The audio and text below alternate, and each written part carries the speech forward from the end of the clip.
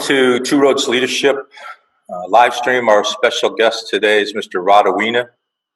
He's a program manager for us here at Flatter. Actually, he's a senior program manager with several programs that he's operating.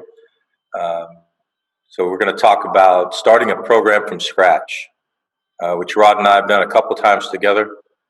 And so we'll be together for the next 60 minutes or so, talking about your program management experiences. And what I want you to remember is you're talking to your peers.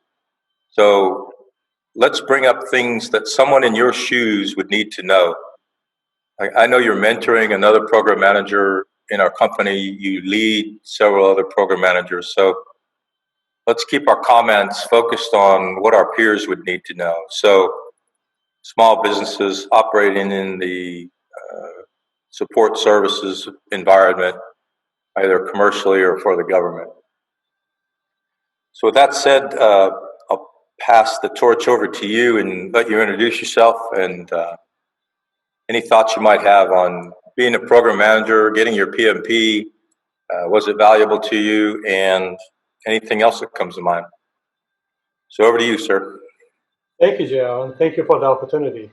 So my name is Rod Awina. I've been working with the company, with Flatter Incorporated, for several years now, and we, like I said, we did a lot of projects together, and a lot of those were starting a new program. Going back to 2008 in Iraq, where we established the EFT, Electronic Funds Transfer Assistance Center, EFTAC, and that was to support a policy to get the cash out of the battlefield. So it was a critical mission that they wanted to do, the army and the military troops, to support also the country in Iraq to be able to handle the banking infrastructure and provide those capabilities to not only the military but the public as well, so they can take the cash out of the battlefield and out of the terrorist hands and electronically trace all the transactions. So that was a new program, actually, from scratch, how to work with the local communities, with the banks, with the local authorities, the central bank in Iraq, and also with the military to how to manage this policy and make sure transition all the vendors from the cash culture, if you will, to the EFT or the banking systems. So the first thing I remember, we start thinking about what do we need to do exactly. Map all the areas, who the stakeholders are, who's going to be involved, and so we talked about the 5 W's and why we're doing this and what do we need to accomplish. So that was a lot of mapping and brainstorming and getting stuff together, get the whiteboard and just literally map the stakeholders and map the policy and who we need to talk to. So that was a lot of just mind mapping and to figure out what exactly we need to do. So the first step is identify the requirements, look at the contract that we have, what the contract is telling us, and what the stakeholders are telling us, what the contracting office is telling us, what the program management office is telling us. So get all of those information and then start get going. So that's the first step, is to just identify the stakeholders, the requirements, and start thinking about how we're going to do the execution piece of it. Yeah, I remember those days well. I think you and I had just met weeks before, perhaps, maybe at most a few months before. And our customer asked us to stand up this electronic funds transfer assistance center, and we were literally staring at a blank chalkboard or a blank whiteboard for people who might not be familiar with chalkboards nowadays. And I remember us sitting there in front of the computer just staring at each other like, okay, what now? And like you said, we just started cranking. We knew like any system, whatever we built was going to be a system. So there would be resources coming in, actions taking place, and value going out. So we started asking ourselves, what does the system look like? And I think that's the first time you and I ever talked about a stakeholder catalog. Remember that? We Yes. started building a stakeholder catalog to identify who they were, map them as to where they were in the system, and then meet them, Mm-hmm. go out and start building relationships with them. I think in those circumstances, what bogs people down perhaps is, first of all, the customer wouldn't give you the task unless they thought you were capable of figuring it out for them. So there's a classic book out there called The Message to Garcia, and it talks about a mission this young lieutenant was given. I think you've read it, right? Yes. This young lieutenant was given a mission to go find Garcia and give him a message. He had no idea where he was, who he was, what he looked like, how he was going to get there. But the message of the book is, if you're given a task, the person who gave it to you knows you don't know all that. And so asking them for more and more and more information is probably not your best bet. Take what you have, get it clarified a little bit, and then just go away and start cranking. What are your thoughts? So you're absolutely right. So it's about trust. It's trust that you have the history, you have the Mm-hmm. knowledge, that you can do it. You can figure it out. Nobody knows everything. So and we get new program requests, establishing new program every day, almost I would say, in Mm-hmm. contracting. So they know, like you said, they know you don't have the complete knowledge, but they know that you can figure it out. You can acquire the knowledge you need. You can acquire the right team you need to build. You can acquire the capabilities you need so you can establish the program and get it going. And my thought, the I know you, I trust you. I think it filters down all the way from the contracting office. They read the company history, they read the past performance, they read the well-written proposal, and they decide this is the company I want to award the contract to. And then it filters down from the CEO, the chairman, down to the program manager. So the CEO decides who can take this job, who can do it. So it filters down all the way for the program manager. Also, it's my job to, I trust my team. I know who can fit that. So this concept filters down all the way from the contracting office to every team member. So, Mm-hmm. And I think you mentioned a minute ago about storyboarding. Um, there's phases to this. Identifying the stakeholders is part of that. The early phases, but really sketching out storyboards is a critical piece of this. Can you talk to us a little bit about that? so yes, in storyboarding, we actually did a lot of this recently in the development programs or projects. I would say. So you we would write the entire scenario so we can see what is the impact of the scenario or the story on the elements that connects to it, and also uh, think about what this scenario would need, what connections that a scenario have. So it could be development, technology, it could be anything else. But what each story, there's a start and end, and this story would have involvement in the project or the program, and it will impact other elements and also get impacted by other elements. So you identify the story, you would see all the elements that getting interactions with this story, and what do you need to do so you can accomplish the outcome from this story and then reflect it into the program or the project, the piece of the project that will work in the requirement. I know you're also a program management professional. Did that have any um, factor in your success? Did you use some of those processes when you've been staring at a blank whiteboard and asked to perform a new mission? That well, it's significant because so you want to build a process. For example, you're looking at one piece, which is building a process, and we want to see what the input and the processes and the output for this particular process. And this is basically could be a storyboard. And that, for example, going back to the EFT assistant center, we thought that we're going to transition all the contractors from cash to use their bank accounts. So this is a broad story, but we want to talk about details now. The individual needs to open a bank account, and now what do we need to do so we can transfer the money there? And then what if there's a problem? What if the money is not showing in their bank account?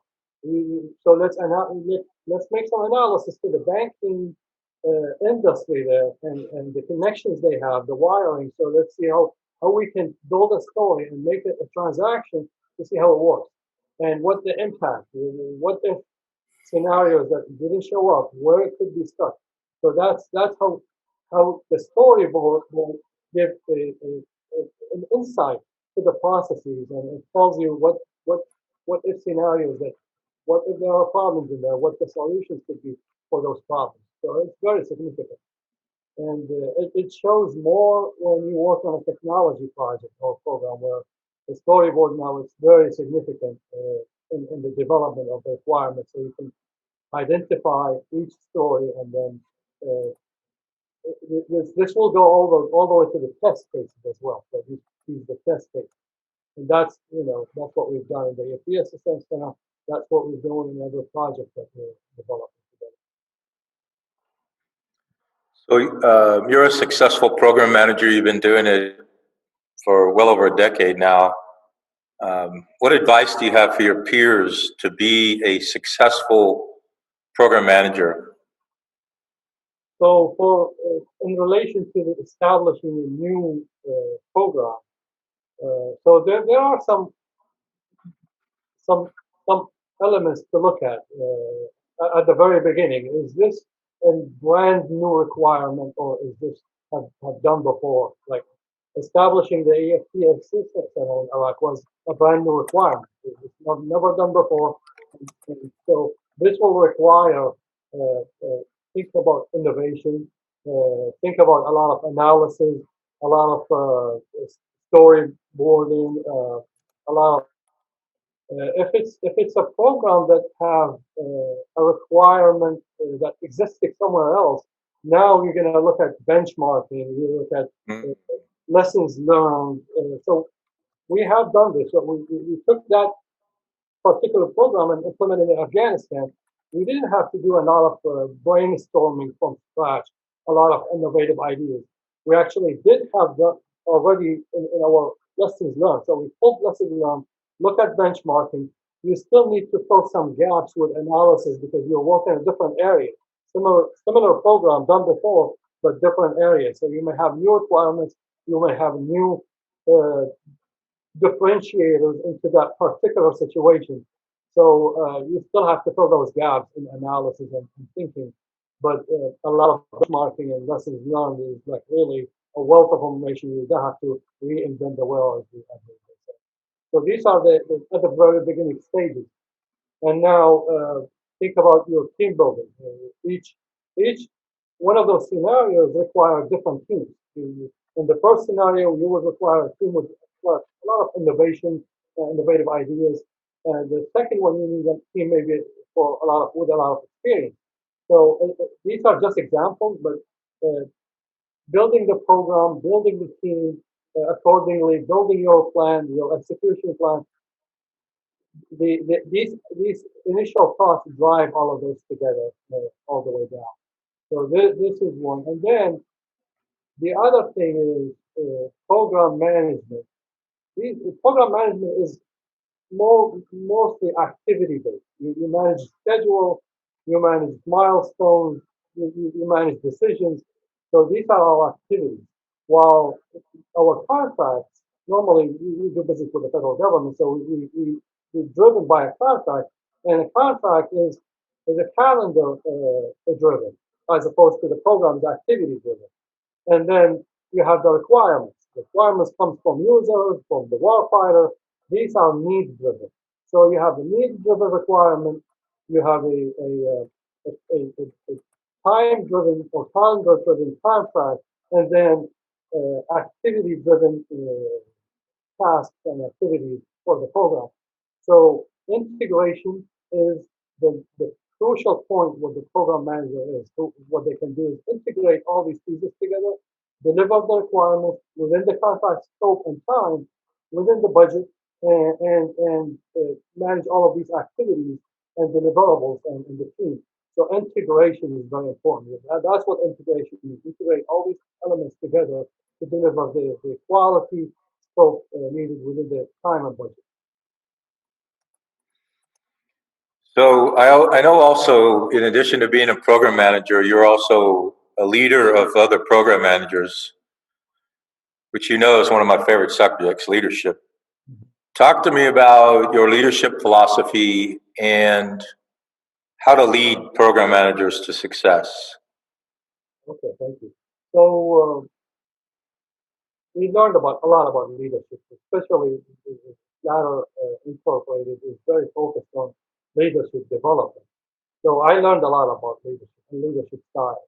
And then over time, taking my education about leadership and knowledge and applying it to the everyday job, I learned that so there are leadership styles to use in different teams in different stages of the project. I thought it would be ideal to use different type of leadership styles. For example, we just starting a new program and we have a new team, brand new team. So you need to establish a culture for the team, and that culture comes flows down from the company culture and also the government PMO culture as well. So, and then you have requirements, you have schedules, you have a contract. We want to make sure everything is getting done and deliver immediate value for the customer to prove that we're on track and we're going to be successful.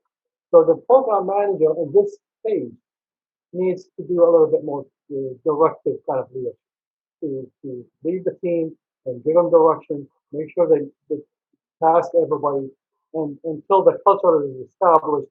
And then, for example, I have some other programs, the JAX program with DLA. It's an established culture, established program. The team has been there for a while. We have a great relationship. So I'm not directive anymore in that program. But the style I figured that is very, very successful is a supportive leadership. What that means is I want to make sure my team is successful. So supportive leadership makes sure that all the team they have all what they need, certification, education, the time, everything they need to be successful to do their job. Because we passed through all the trust and the building the trust and building the culture, making sure everybody's doing their job. We passed through all of this. So the team is performing very well, excellent, and they know what they're doing. They know the requirements.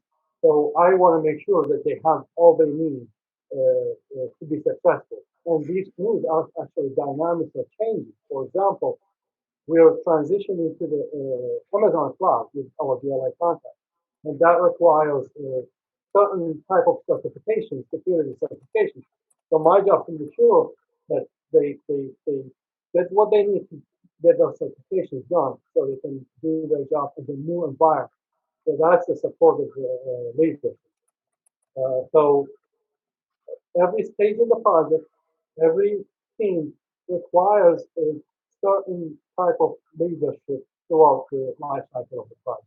So in my day, as a working on different programs, I had just a chat with one of my team members.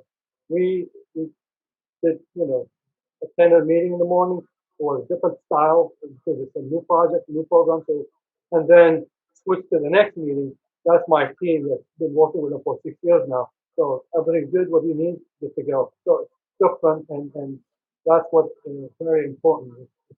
It's the utilizing those styles in an appropriate situation.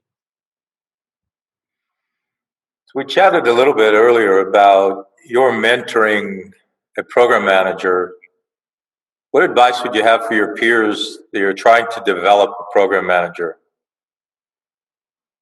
They might have the technical skills, but they don't necessarily have the program management skills or the leadership skills. How do you go about developing those in someone? So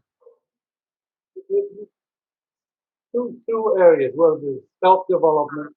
What books you can invest in yourself, get the certifications required, read about leadership, read about program management. That's self development, and then get the mentorship or the education from the company. First of all, uh, know your culture, your company culture, your client's culture. Learn about the stakeholders. Learn about the priorities. Program management is a lot of tracking, a lot of planning, making sure that your team have the things they need to do their job. So, like I said earlier, it's integrating more than actually executing actual tasks.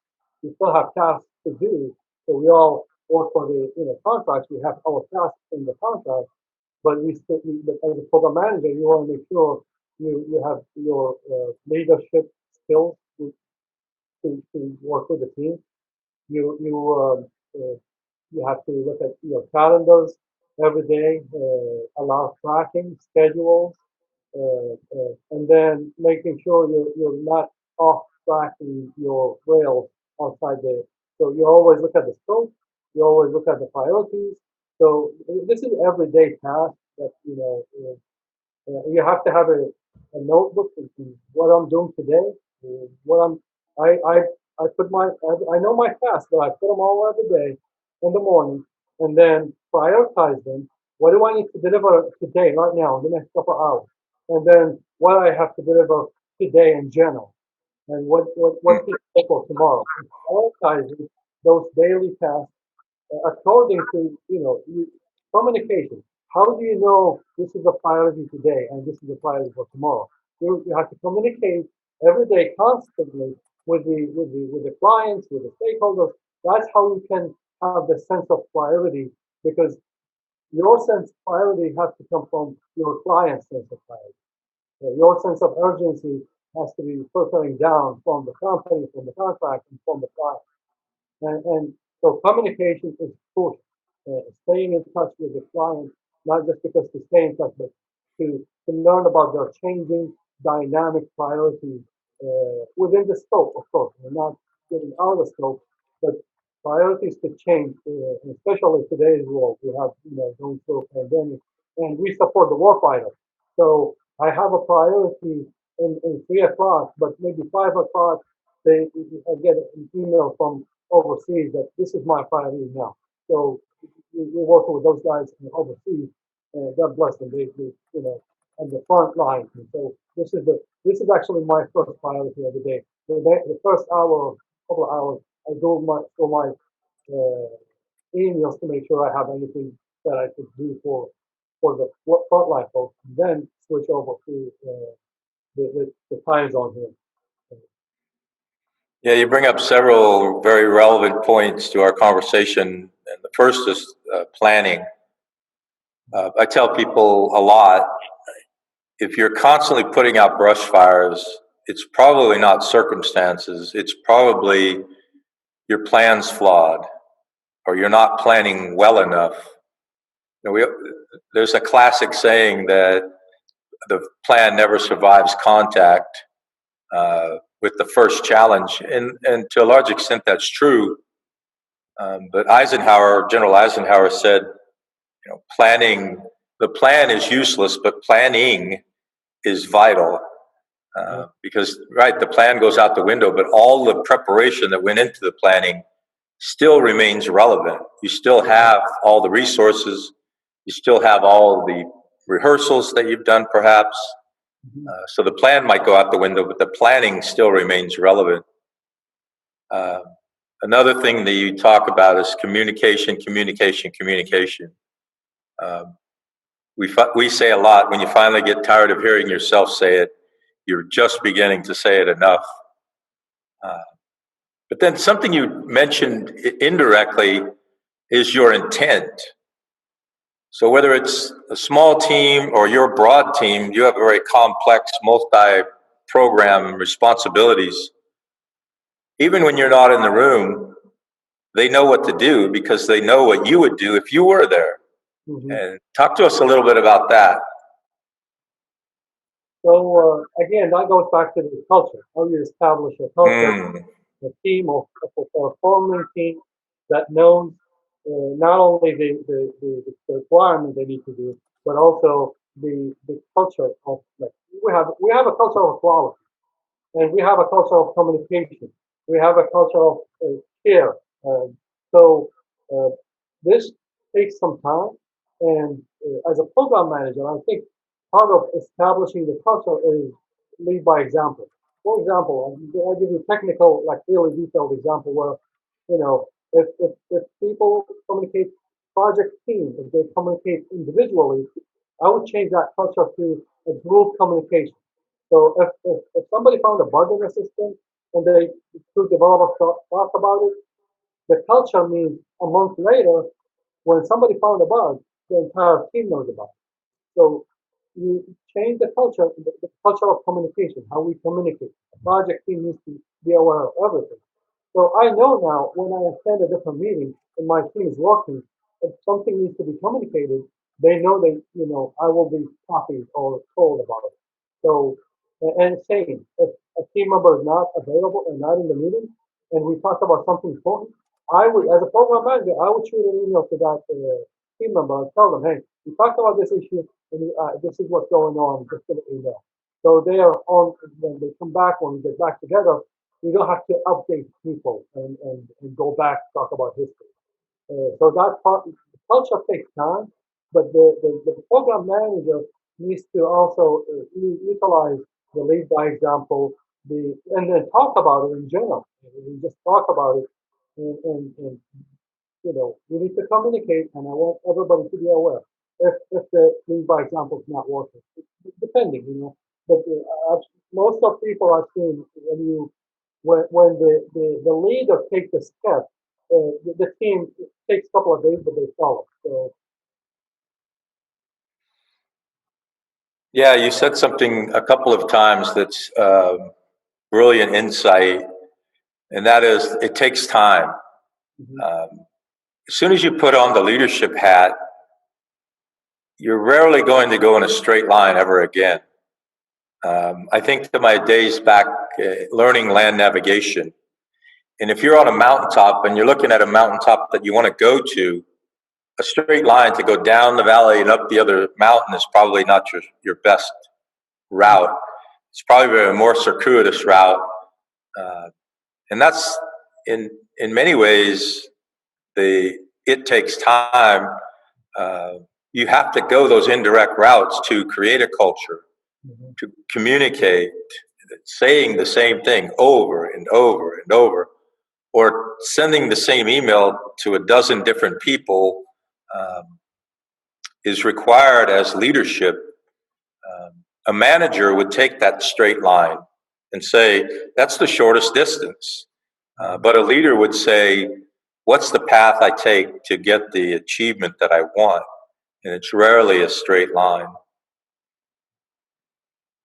Takes time, yeah, it takes time. Correct. That takes time because you're not dealing with a machine.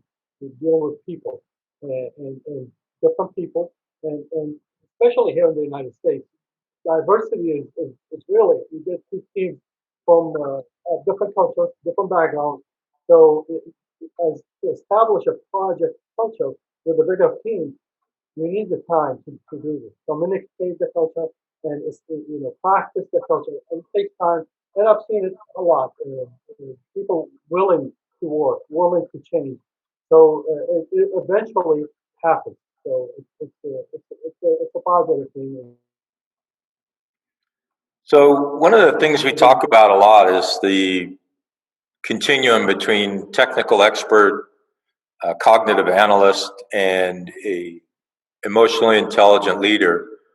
Uh, so there's certainly pluses and minuses to each one, and standing at this intersection of am I able to be a leader and am I willing to be a leader?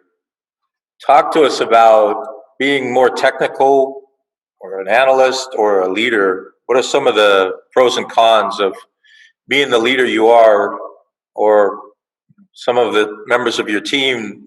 I talked to a new team member for Flatter this morning who's been around us for 12 years, 14 years.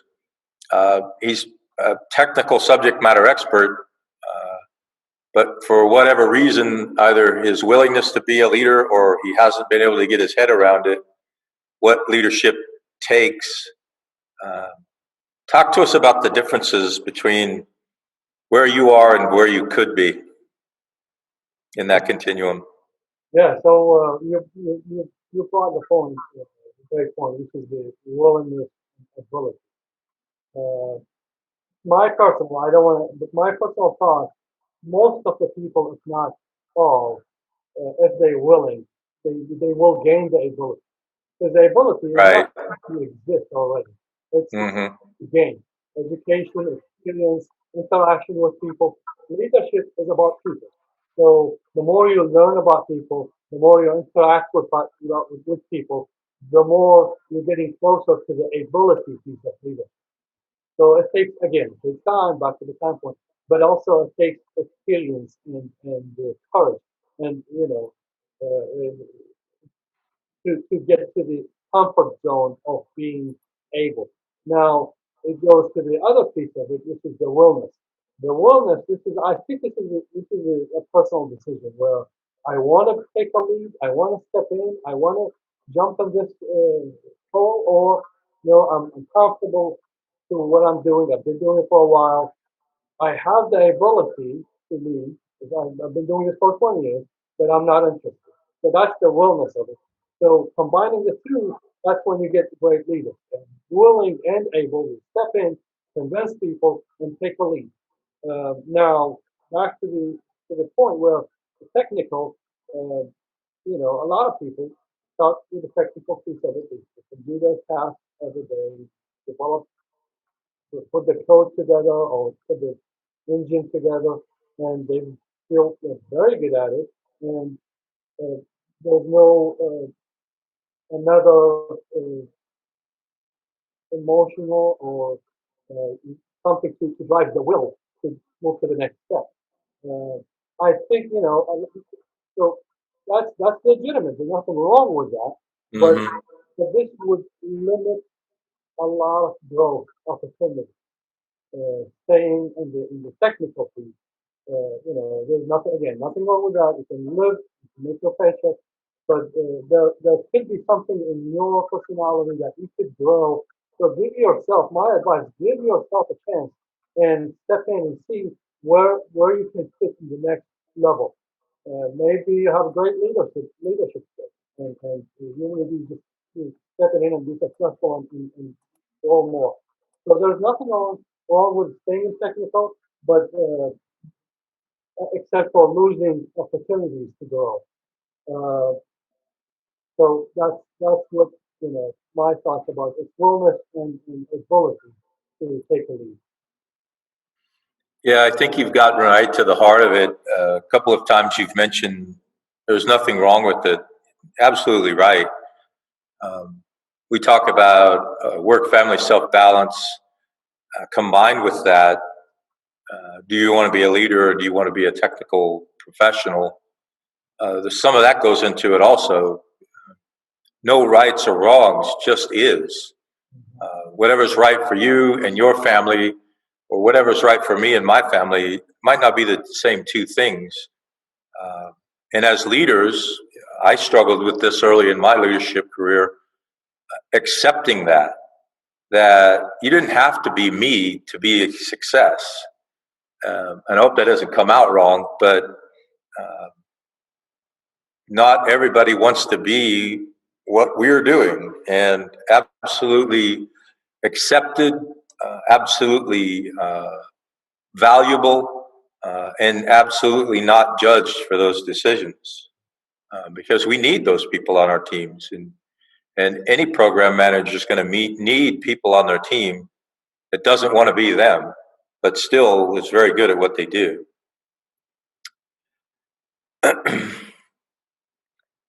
So one of the things you reminded me of is your response to mistakes, right? As a leader, how you respond to inevitable mistakes is very, very important.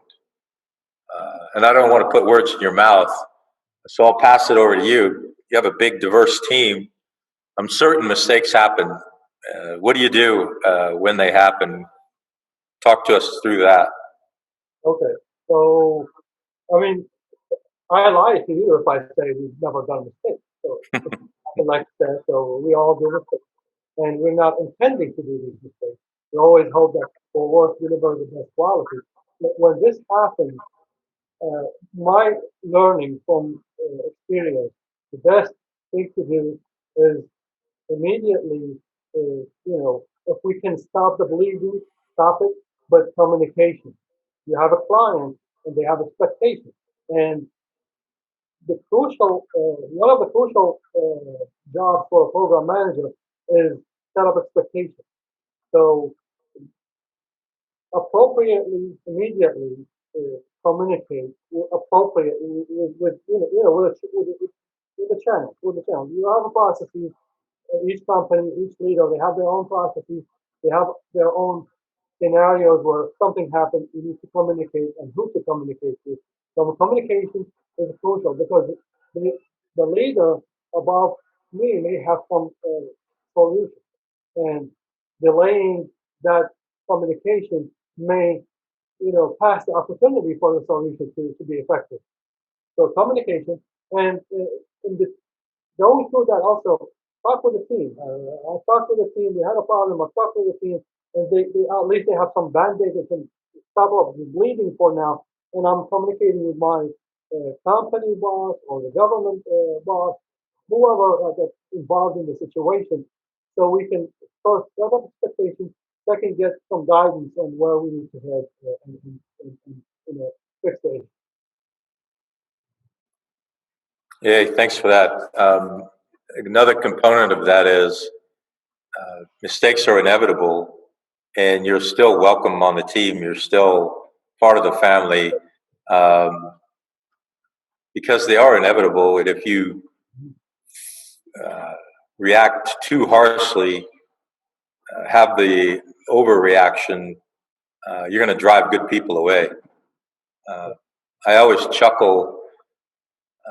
Many years ago, somebody you know very well, very successful in this world, hit the send button 30 seconds too late on a proposal that cost us millions of dollars.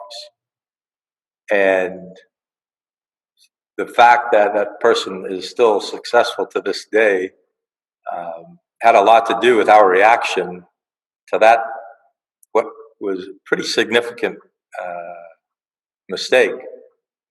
And so when you talked about a culture, it's not only a culture of success and celebrating those successes, it's a culture that this is your family, you're safe here, and there's opportunities for you to grow.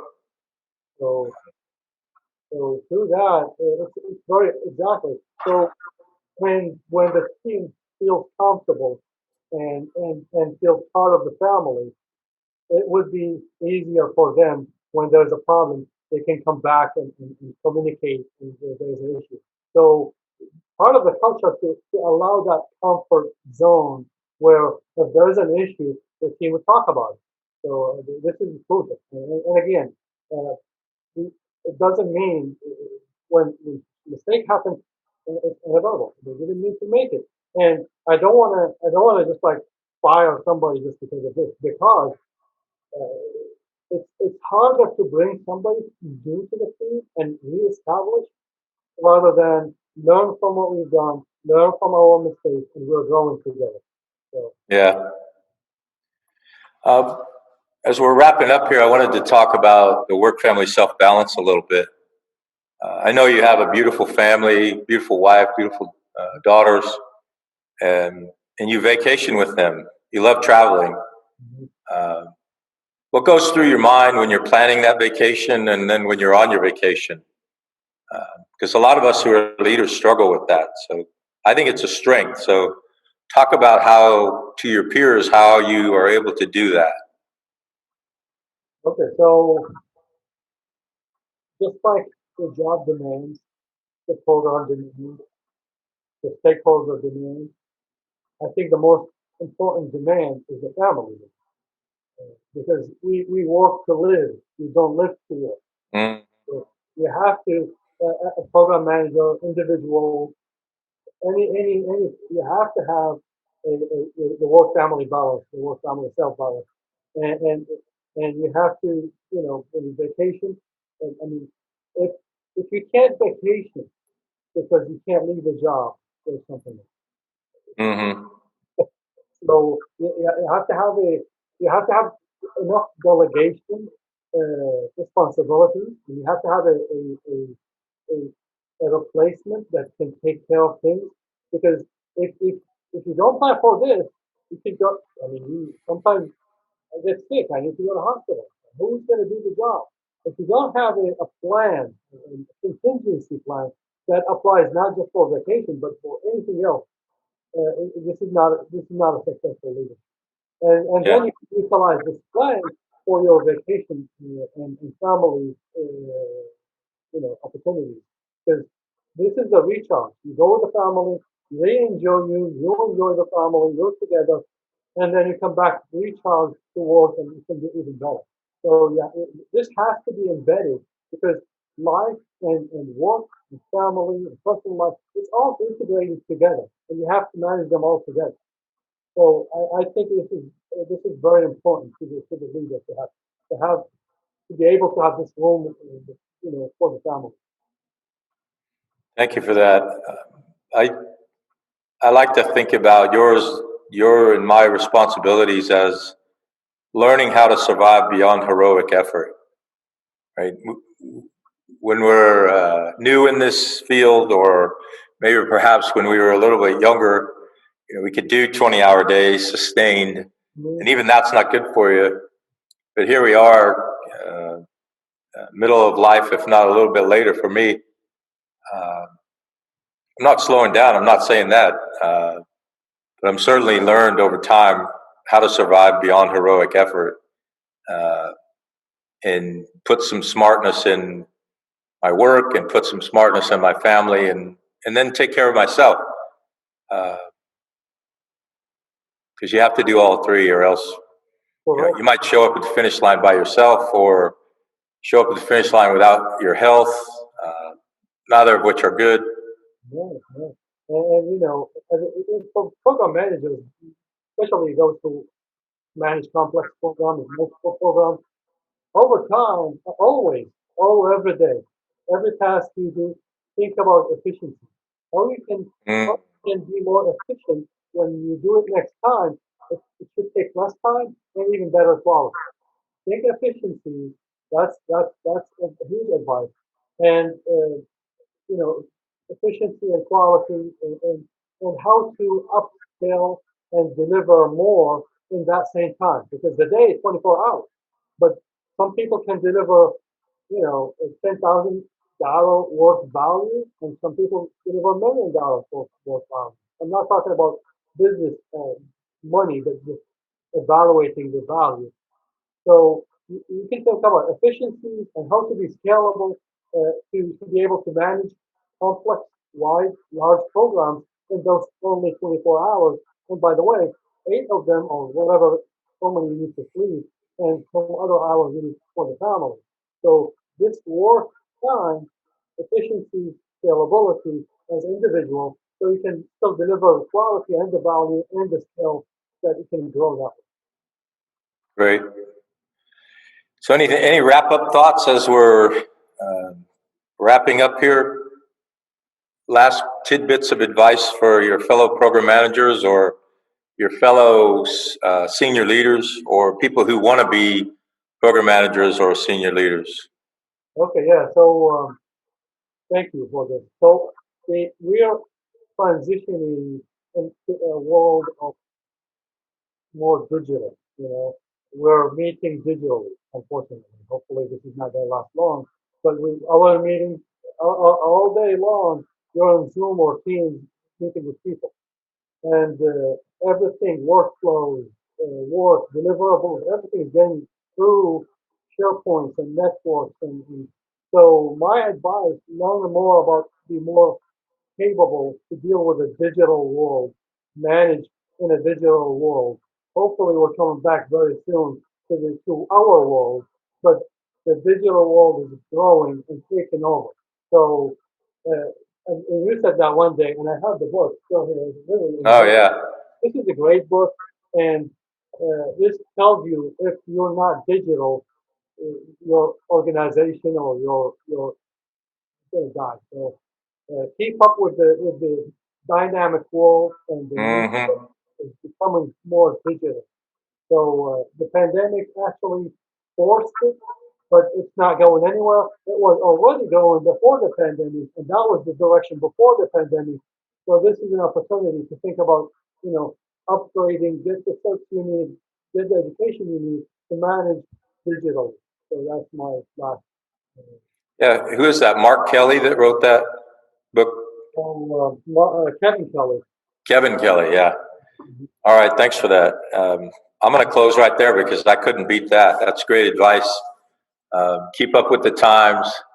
That's a great book. I'm glad you recommended it. And thanks very much for your time. And I'll see you soon, my friend.